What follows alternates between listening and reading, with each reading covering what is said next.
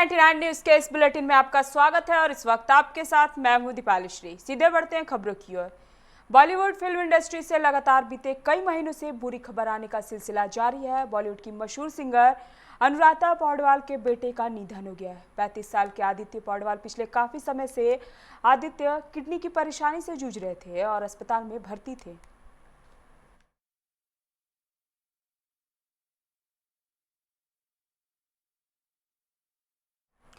भारत में कोरोना मामलों का रिकॉर्ड स्तर पर बढ़ना जारी है। देश में पिछले 24 घंटे में रिकॉर्ड 57,570 नए मामले सामने आए। इससे पहले 10 सितंबर को रिकॉर्ड 96,551 संक्रमण के मामले दर्ज हुए थे। वहीं 24 घंटे में 1201 लोगों की जान चली गई है। देश में 2 सितंबर से लगातार हर दिन 1000 से ज्यादा लोगों की मौत हो रही है। अच्छी खबर यह है कि 24 घंटे में अब तक रिकॉर्ड 81,533 मरीज ठीक भी हुए हैं। स्वास्थ्य मंत्रालय के ताजा आंकड़ों के अनुसार देश में अब कुल कोरोना संक्रमितों की संख्या 46,60,000 हो गई है। इनमें से 77,472 लोगों की मौत हो चुकी है। एक्टिव केस की संख्या 9,58,000 हो गई और 36,24,000 लोग ठीक भी हो चुके हैं।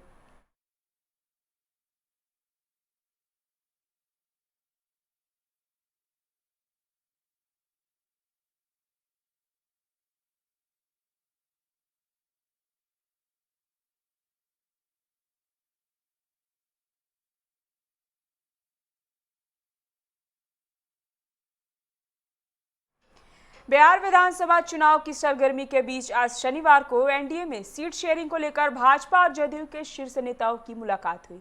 भाजपा के राष्ट्रीय अध्यक्ष जेपी नड्डा ने जदयू के राष्ट्रीय अध्यक्ष व मुख्यमंत्री नीतीश कुमार से मुलाकात कर सीट के बंटवारे पर मंत्रणा की। जेपी नड्डा के साथ बिहार प्रभारी भूपेंद्र यादव, भाजपा के प्रदेश चुनाव प्रभारी देवेंद्र फडणवीस, उप मुख्यमंत्री सुशील मोदी, भाजपा प्रदेश अध्यक्ष डॉक्टर संजय जायसवाल रहे हैं। वहीं दोनों शीर्ष नेताओं की मुलाकात के दौरान जदयू के भी वरिष्ठ नेता एवं सांसद लल्लन सिंह एवं अन्य लोग उपस्थित रहे।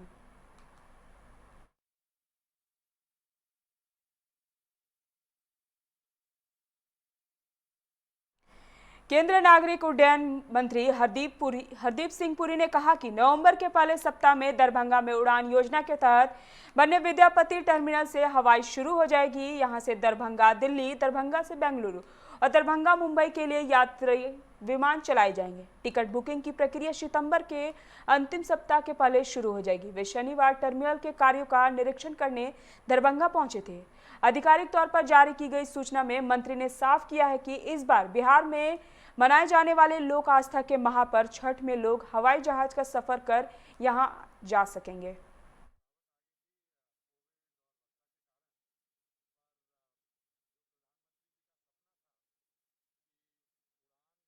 वो दिन में 3 फ्लाइट, दिल्ली दरभंगा, मुंबई दरभंगा और बेंगलुरु दरभंगा, ये नवंबर के पहले हफ्ते से चालू हो जाएंगी। इसके लिए बुकिंग सितंबर 30 से पहले ही हो जाएगी। और आपके यहाँ और हमारे यहाँ बहुत महत्वपूर्ण त्योहार होता है छठ, वो उसके लिए जो शायद नवंबर के तीसरे हफ्ते में 21 तारीख के आसपास है, तो उससे पहले, बहुत पहले ही यहाँ से फ्लाइट चालू हो जाएंगी उड़ान की। और मैं समझता हूँ कि ये लोगों की बहुत देर से मांग थी, हमारे सांसद, हमारे एमएलए, सब लोगों की मांग थी। और मुझे बड़ी खुशी है कि मैं देख रहा हूं कि अब हम बस उस सिचुएशन में पहुंच गए हैं कि आज हम डेट अनाउंस कर पा रहे हैं और इसको हम फॉर्मली भी अनाउंस कर देंगे। केंद्रीय नागरिक उड्डयन राज्य मंत्री हरदीप सिंह शनिवार को कुंडा स्थित निर्माणाधीन इंटरनेशनल एयरपोर्ट का निरीक्षण किया। वे दोपहर करीब 12 बजे देवघर पहुंचे। इसके बाद हवाई अड्डे निर्माण का जायजा लिया। प्रधानमंत्री नरेंद्र मोदी ने 25 मई 2018 को इसका शिलान्यास किया था। इसके बाद से तेजी से काम हो रहा है। उम्मीद की जा रही है कि उड्डयन राज्य मंत्री के निरीक्षण के बाद यहां से विमानों के परिचालन के बाद निर्णय लिया जाएगा। केंद्रीय राज्य मंत्री के निरीक्षण के दौरान स्थानीय गोड्डा के सांसद निशिकांत दुबे भी उपस्थित थे। लगभग 600 एकड़ में फैले हवाई अड्डे से जल्द ही एयरबस 320 के परिचालन का अनुमान लगाया जा रहा है। यहाँ 8,500 फीट रनवे का कार्य पूर्ण कर लिया गया है। झारखंड सरकार 635.97 एकड़ जमीन प्राधिकार को हस्तांतरित कर चुकी है। झारखंड में पिछले 24 घंटे में कोरोना के 961 नए मामले सामने आए। इसके साथ ही राज्य में कोरोना संक्रमितों की कुल संख्या 59,040 हो गई है। 15 संक्रमितों की मौत हो चुकी है। इसके साथ ही कोरोना से मरने वालों का आंकड़ा 532 पर पहुंच गया है। राज्य में अब तक 43,328 संक्रमित स्वस्थ हो चुके हैं। इस समय राज्य में कोरोना के कुल एक्टिव केस 15,180 है।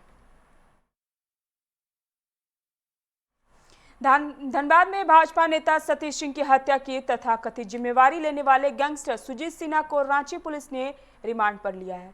बरियातू थाना की पुलिस द्वारा उसे 4 दिनों की रिमांड पर लाया गया है। रांची की कोर्ट से रिमांड मिलने के बाद उसे जमशेदपुर के घाघेडी जेल से कड़ी सुरक्षा में रांची लाया गया है। पुलिस ने सुजीत सिन्हा से पूछताछ शुरू कर दी है। पुलिस उससे यह पता लगाएगी कि रांची, धनबाद समेत पूरे राज्य में किन किन बड़े व्यवसायियों से रंगदारी मांगी है और कौन कौन उसके निशाने पर है। रांची के खड़गड़ा बस स्टैंड में खड़ी अनीता नामक बस में देर रात अचानक आग लग गई। देखते ही देखते आग ने इतना विकराल रूप धारण कर लिया कि महज कुछ मिनटों में बस को जलाकर राख कर दिया। बताया जाता है कि आग पहले ड्राइवर के बैठने वाले स्थान पर लगी। स्थानीय लोग जब तक आग पर काबू पाते इससे पहले धधक उठी और देखते ही देखते पूरी बस आग की चपेट में आ गई। लोगों ने इसकी सूचना फायर ब्रिगेड को दी, लेकिन जब तक दमकल की गाड़ी वहां पहुंचती तब तक बस जल चुका था। निरसा के देवयाना में शुक्रवार को कोरोना जांच शिविर का आयोजन किया गया। जांच शुरू होते ही लोगों की संख्या बढ़ने लगी, जिसके बाद और किट मंगवाना पड़ा। तब भी लग रहा था कि किट कम पड़ जाएगी। शिविर में शहर के मुकाबले ग्रामीणों में ज्यादा उत्साह देखा जा रहा है। बीडीओ विकास राय ने बताया कि लक्ष्य के 100 अधिक लोग होने के कारण धनबाद से किट मंगवाया गया है। उसके बाद भी यदि लोग और भी जांच के लिए पहुंचते हैं तो अगली तिथि में शिविर लगाकर जांच किया जाएगा। अभी तक के जांच में एक व्यक्ति संक्रमित पाए गए हैं। करने का आदेश प्राप्त हुआ है, लेकिन भीड़ अत्यधिक बढ़ गई है, जिसके चलते 200 किट और मंगाया गया है। 500 कुल किट टेस्ट यहाँ कराने का व्यवस्था किया गया। सर, देखा जाए तो भीड़ 500 से भी अधिक है, तो क्या फिर कोई अगला तिथि दिया जाएगा जांच के लिए, ऐसा कुछ होगा क्या? निश्चित तौर पर उपायुक्त महोदय से बात करके अगर लोग बच जाते हैं तो फिर उसके आगे डेट लेकर और फिर ड्राइव चलाएंगे। फिलहाल क्या कोई संक्रमित कोई पाया गया है? अभी तक एक संक्रमित पाए गए हैं। क्या किया गया है उसके? इसको अभी बैठाया गया है अलग कमरे में, एक रूम सेपरेट बनाया गया है और 2-3 लोग जब हो जाएंगे तो उनको एक साथ कोविड अस्पताल में। जामताड़ा के बाद धनबाद जिले में भी साइबर अपराधियों ने अपना मकर जाल बनाना शुरू कर दिया है। बिहार के भभुआ पुलिस ने झरिया के चौथाई कुली में छापेमारी कर 4 साइबर अपराधियों को दबोचा है। पुलिस ने इनके पास से कई लैपटॉप, दर्जनों मोबाइल समेत कई अन्य सामान जब्त किए हैं। पुलिस पकड़े गए साइबर अपराधियों से पूछताछ कर रही है। बताया जाता है कि भभुआ के सिंचाई विभाग के अधिकारी रंजन पांडे के खाते से झरिया के साइबर अपराधियों ने करीब 11 लाख रुपए का फर्जी निकासी की है। पुलिसिया जांच में उक्त मोबाइल नंबर का लोकेशन झरिया में मिला है। मोबाइल लोकेशन के आधार पर टीम ने झरिया के चौथाई कुली छापेमारी की। पकड़े गए युवकों ने पुलिस को बताया कि उसने यह मोबाइल सेकंड हैंड एक दुकान से खरीदी है। पुलिस पूरे मामले की जांच पड़ताल में जुटी हुई है।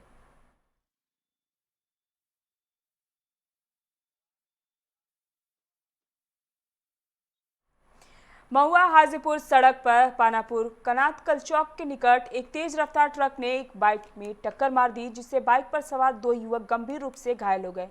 इस घटना को देखकर आसपास के लोगों ने घायल दोनों युवकों को इलाज के लिए सदर अस्पताल भेज दिया है, जहां दोनों की स्थिति गंभीर बनी हुई है। इसी बीच किसी ने पुलिस को घटना की सूचना दे दी। सूचना पाकर तुरंत महुआ पुलिस भी पहुंच चुकी है।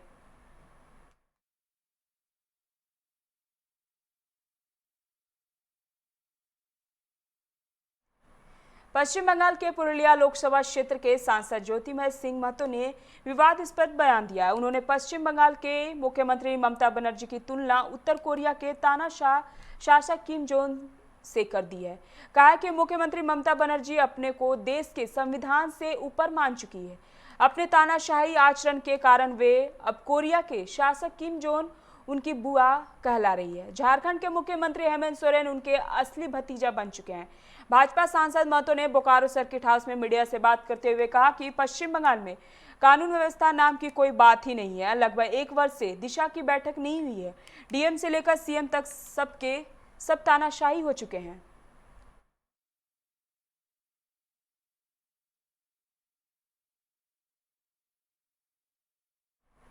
राज्य के 12 नक्सल प्रभावित जिलों से 2500 सहायक पुलिसकर्मियों शनिवार सुबह मोरहाबादी में जुटे हुए हैं। सहायक पुलिसकर्मियों की मांग है कि उन्हें नौकरी में परमानेंट किया जाए। 3 साल पहले उनकी अनुबंध के तौर पर नियुक्ति की गई थी। कहा गया था कि उनकी ड्यूटी संतोषजनक होगी तो उन्हें परमानेंट किया जाएगा। अब उनका अनुबंध खत्म हो रहा है, लेकिन अभी तक उन्हें परमानेंट नहीं किया गया है। मोरहाबादी में जुटी सहायक पुलिसकर्मियों ने कहा है कि उनके प्रतिनिधि मंडल की उच्च अधिकारियों से वार्ता होगी, लेकिन जब तक परमानेंट करने की प्रक्रिया शुरू नहीं होती वे यहां से नहीं जाएंगे।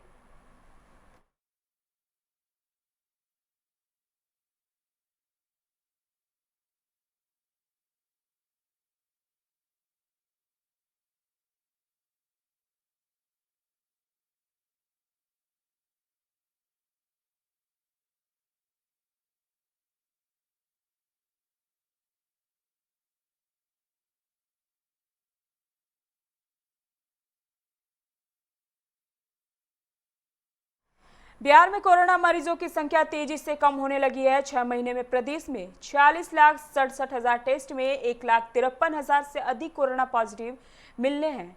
इनमें से अब तक 1,49,000 से ज्यादा लोग ठीक भी हुए हैं, जिसके बाद संक्रमित मामलों की संख्या घटकर 15,189 हो गई है। स्वास्थ्य विभाग ने जारी अपडेट में बताया कि आज 1,05,074 टेस्ट किए गए हैं, जिसमें 1,710 नए संक्रमित मिले। पिछले 24 घंटे में 1,480 संक्रमितों ने इस बीमारी को पराजित कर दिया है। राज्य में अब एक्टिव केस की संख्या 15,625 रह गई है। अकेले पटना जिले से 202 लोग मिले हैं।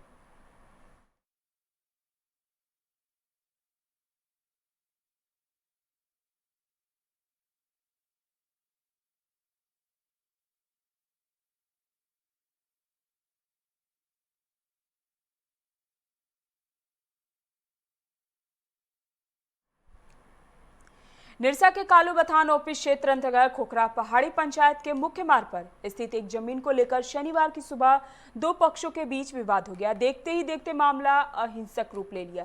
सूचना पाकर मौके पर पहुंची कालूबथान पुलिस ने स्थिति को नियंत्रण किया। मामला खोखरा पहाड़ी के मुख्य मार्ग पर स्थित एक आदिवासी की जमीन की है। आदिवासी श्रवण टुडू ने जिला परिषद अध्यक्ष रॉबिन चंद्र गोराई पर उनकी जमीन को धोखाधड़ी कर जबरन हड़पने का आरोप लगाया है।